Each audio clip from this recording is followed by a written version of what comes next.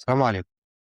المثل بيقول لك احذر من عدوك مرة ومن صديقك 1000 مرة، لأن صديقك ده لو حطك في دماغه ممكن يخفيك خالص من الوجود. صلى على النبي واسمع معايا الحكاية.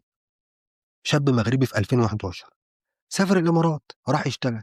أخوه الكبير كان هناك، راح يشتغل مع أخوه سنة واتنين وتلاتة. بس الواد إيه، لعبي مش بتاع شغل. المهم ما استقرش مع أخوه، كانوا في أبو ظبي. ما استقرش مع أخوه وراح مكان تاني. راح فين؟ راح العين. ما بين العين وأبو ظبي حوالي 150 كيلو، يعني ساعة ونص بالعربية. راح دور على شغل هناك، قعد يتنقل من شغل على شغل لحد ما لقى فندق اشتغل فيه، شغال سيرفيس، بيقدم مشروبات وكده. أخوه اتصل بيه: إيه يا ابن الحلال، استقريت خلاص؟ آه استقريت، ربنا يعينك ويساعدك.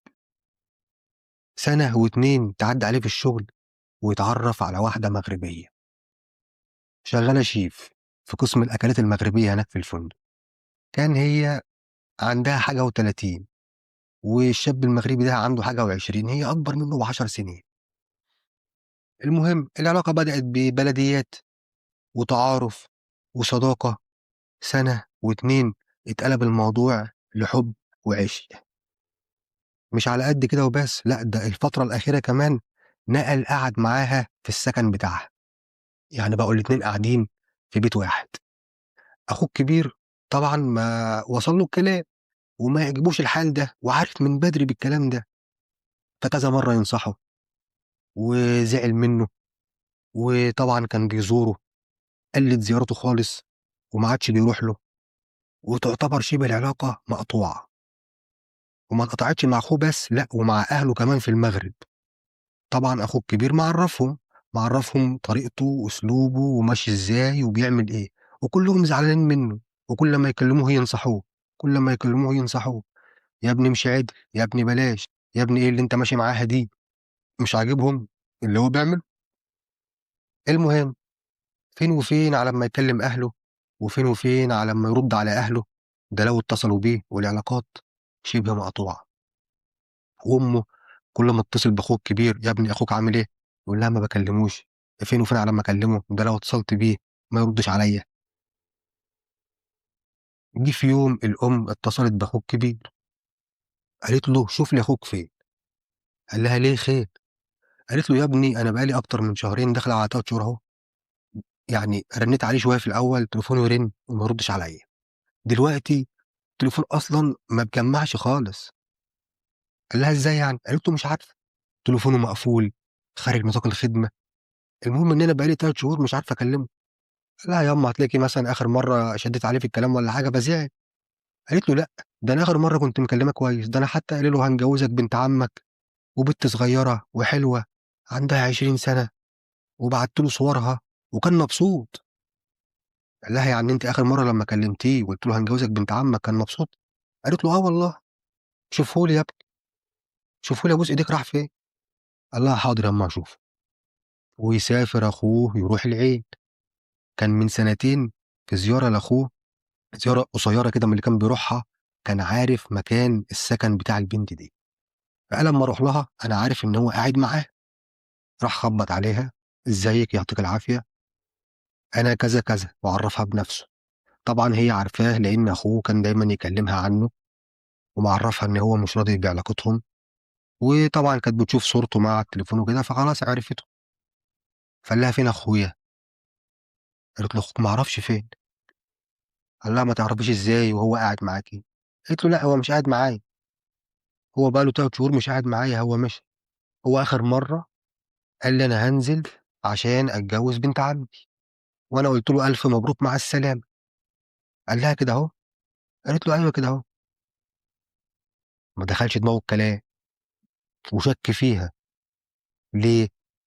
لإن هي البت كانت متمسكة بأخوه، وكان دايمًا أخوه يقول له بتحبني وعايزاني ومش عايزة تستغنى عني يبقى بكل سهولة كده أهو يقول لها أنا نازل أتجوّز بنت عمي خلاص مع السلامة؟ لا، لا، لا، ما فيش الكلام ده. يا بنت الحلال، يا بنت الحلال فين أخويا؟ ما أعرفش عنّه حاجة، شمال يمين ما أعرفش عنّه حاجة، ماشي. راح الشغل يسأل: فين أخويا؟ قالوا له: أخوك بقاله 3 شهور متغيب من الشغل. يا ساتر يا رب، بقاله 3 شهور متغيب. لف في المستشفيات وفي أقسام الشرطة ولف العين كلها، فص ملح وداب ملوش أثر. راح بلغ الشرطة قال لهم: أنا أخويا مختفي، أنا أخويا كده بقاله 3 شهور مختفي. كان فين وراح فين وجه منين؟ قال لهم: كان قاعد مع صاحبته المغربية، وأنا بصراحة بشك فيها إنها تكون عملت في حاجة، لأن الوضع ما بينهم كان كذا كذا كذا. خدوا منه المعلومات وراحوا للمغربية. فين الراجل يا بنت الحلال؟ ما اعرفش عنه حاجة. آخر مرة كان فين؟ قالت لهم: آخر مرة كان عندي من 3 شهور، وقال لي إن هو هيتجوز بنت عمه ومشي. كلامها مش مريح، مش منطقي. قالوا لها: طب ممكن نفتش؟ فتشوا اتفضلوا. المهم فتشوا البيت شمال يمين ويقلبوا الدنيا. ضابط نبيه من ضمن الضباط ماسك الشفشق بتاع الخلاط، الكبة اللي بيفرموا فيها اللحمة، بيقلبها وبيرفعها لفوق برضه بالصدفة، بس هو نبيه إن هو مسكها، وعينه بتيجي على حاجة زي السن، زي سنة بني آدم كده، لازقة على الشفرة من تحت ما تبانش. بس هو سبحان الله خد باله منها، مسكها ويتأمل فيها، ولا دي فعلا سنة إنسان، جزء من سنة إنسان. هلا، إيه اللي جابها هنا؟ يتأمل في الشفشق بعينه، وزي ما يكون عليه بقع دم طبعا مغسولة ومن زمان، بس هو بالخبرة حس إن هنا في بقع دم. المهم تحفظوا على الشفشق، وتحفظوا على البنت المغربية، وأخضعوه للطب الشرعي عشان يحلل الشفشق ويشوف إيه ده. المهم كشفوا على السنة وطلعت النتيجة إن دي فعلا سنة بشرية. عملوا تحليل الدي إن إيه للآثار اللي على الشفشق وللسنة، وطلعت بتاعة الولد المغربي المختفي. لا إله إلا الله، في قلب الشفشق. إزاي؟ خفتيه في قلب الشفشق ده إزاي؟ يخرب بيتك، هو أنت إيه؟ تعالي يا بنتي اعترفي. قالت: حاضر، أنا هقول لكم. قالت: آخر مرة كان عندي من 3 شهور. قال لي: أنا عايز أتجوز واستقر وأعمل أسرة وأفتح بيت. قالت له: يا سلام، يا دي الهنا، يا دي السرور، هنتجوز أخيرا بعد العمر ده كله. قال لها: بس مش أنتِ. قالت له: إيه؟ قال لها: أنا هانزل أتجوز بنت عمي في المغرب، بس أنتِ هتفضلي معايا وبنحب بعض. اتجوز بنت عمك في المغرب وأنا أفضل معاك وبنحب بعض بعد ما لميتك من الشوارع يا زبالة. طبعا يعني إيه، هي كانت، هو بتاع لعب ولا خبيط وخربطة، ولا كان بيحوش ولا كان معاه فلوس، فهي اللي كانت بتصرف عليه. ولو احتاج فلوس مثلا يبعتها للبلد عندهم في المغرب كانت بتديله، فمظبطاه يعني لماه ومقعداه وبتصرف عليه. ويجي في الاخر يقول لها: هنزل اتجوز بنت عمي. اتفرج بقى على الانتقام بقى. الوحش دخلت على ليفل الوحش. قالت له: ماشي ماشي. تظاهرت بانه عادي، بعد طبعا ايه، خناق وصوت عالي وشد وجذب وكده، ولقيت ان هو ايه، مفيش فايده فيه، فتمام ماشي اللي تشوفه يابا. وخليته قاعد في امان الله، ودخلت جابت سكينه من المطبخ، وطعن طعن طعن طعن. كام طعنه يا بنتي؟ طبعا في الاعترافات بتاعتها قالت ما عدتش بس كتير، ولا 100 طعنه. يا ساتر يا رب على الانتقام والغل، يا ساتر. وبعد كده خدته قطعته شيف بقى، شيف حتت صغيره، وشفت اللحم، خدت العظم اللي رميته في زبالة واللي رميته في مجاري. طبعا بعد ما كسرته خدت اللحم فرمته، وعملت بقى ايه، اكياس اكياس لحم كده، وحفظتها في التلاجة. جت على اخر حاجة الراس. ايه ده، اعمل فيها ايه؟ كسر كسر كسر، وحط في الكبة، واهرس اهرس، افرم، وارمي في الزبالة، وارمي في المجاري. وسبحان الله تفضل حتة السنة الأخرانية دي اللي لازقة في شفرة الكبة عشان تكشفها. إرادة ربنا. بعد كده تعمل ايه؟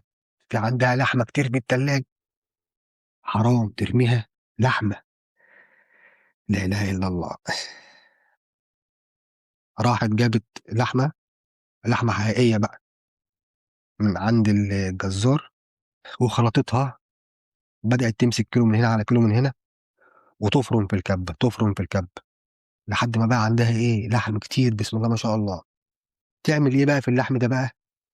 تعمله فتة أو مكبوس أو كبسة، أيًا كان المسميات، فتة، مكبوس، كبسة، المهم لحمة مع عيش مثلًا أو لحمة مع رز في طاجن حلو كده.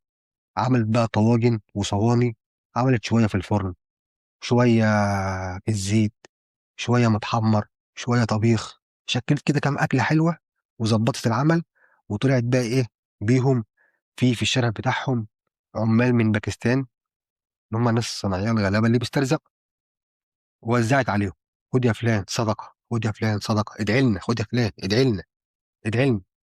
وهُم إيه، كلوا والله، طبعًا شيف بقى وعارفة تطبخ إزاي، يا سلام تسلم إيدِك، واللي يخلّص والنبي لو عملت تاني ما تنسانيش والنبي، حاضر عينيا، بس أمّا أعمل تاني بس. لا حول ولا قوة إلا بالله العلي العظيم. طبعًا اتمسكت واتحولت للطب النفسي يكشفوا عليها، لإن طبعًا اللي عملته ده غريب وعجيب في الانتقام، إنها تفرم بني آدم وتخفيه، تخفيه، هو ما لوش أي أثر، لم يعثروا على أي شيء إلا حتّة السِنّة دي، سبحانك يا رب. واحدة، واحدة هي اللي عملت كده، أنثى، لا إله إلا الله.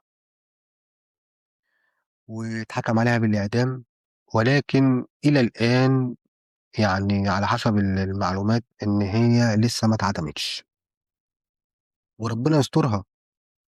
وفي الآخر يا جماعة اللي زعّل مراته وعنده خلاط في البيت، فبعد إذنكم ممكن تشيلوا من البيت خالص، تحطّه تحت السرير، تحت المخدة، تخفيه، تاخده معاك الشغل، ما تسيبوش، عشان ربنا يسترها، ربنا يحفظنا ويحفظ بيوتنا ويحفظ عائلاتنا، وما نشوفش أي شر في بيوتنا خالص يا رب.